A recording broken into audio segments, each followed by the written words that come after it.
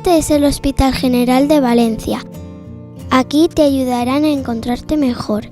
Primero irás con tu madre o tu padre al servicio de pediatría. Las consultas tienen dibujos de animales. Así sabrás dónde tienes que entrar. Las pediatras te harán algunas preguntas. Luego te dirán que vuelvas otro día para hacerte una prueba especial. Esta prueba se llama electroencefalograma. Sirve para ver cómo funciona el cerebro. El día de la prueba vendrás al hospital a la hora de la cita. Entrarás en las consultas de neurofisiología. Una enfermera vendrá a buscarte y te llevará hasta la consulta. Siempre estarás acompañado por tus padres. Antes de empezar la prueba, te quitarás la chaqueta y las gafas para estar más cómodo. Después te sentarás tranquilo en un sillón. Podrás quedarte con un juguete que hayas traído de casa. Así estarás más tranquilo y feliz. Para hacer la prueba te pondrán un gorro parecido a un gorro de natación. El gorro puede apretar un poco, pero no te dolerá.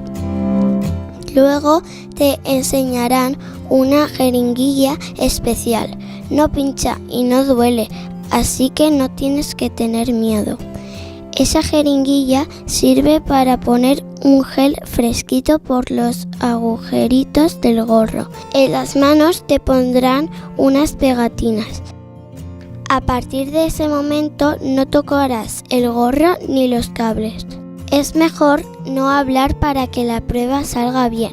Durante toda la prueba tus padres estarán contigo.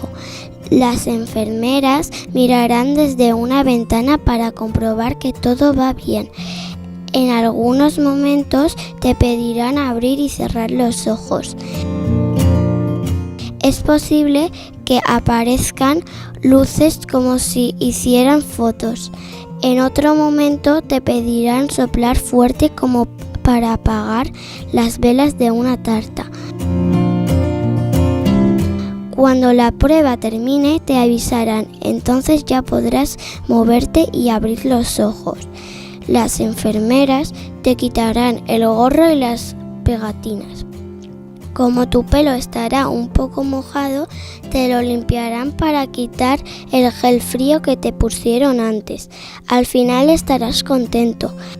Además, siempre te dan un premio por hacerlo tan bien. Te devolverán la chaqueta y las gafas, se despedirán de ti con una sonrisa y después ya podrás volver a casa.